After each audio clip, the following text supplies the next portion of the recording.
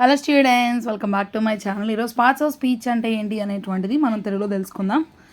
8 parts of speech in English are noun, pronoun, verb, adjective, adverb, preposition, conjunction and ఇంటర్జంక్షన్. So ఈ parts of స్పీచ్లో మనం చూసినట్లయితే 8 ఉన్నాయి అనమాట. So అవి మనకి ఇంగ్లీష్లో కనిపిస్తూ ఉంటాయి.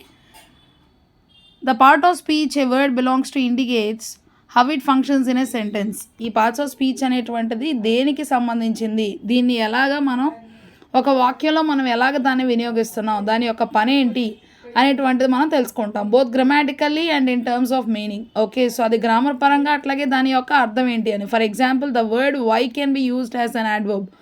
ఇక్కడ వై అనేటువంటి పదం ఏదైతే ఉందో దాన్ని మనం ఒక యాడ్వర్బ్గా యూజ్ చేస్తాం అనమాట. Interjection, conjunction or noun depending on how it's used in a sentence.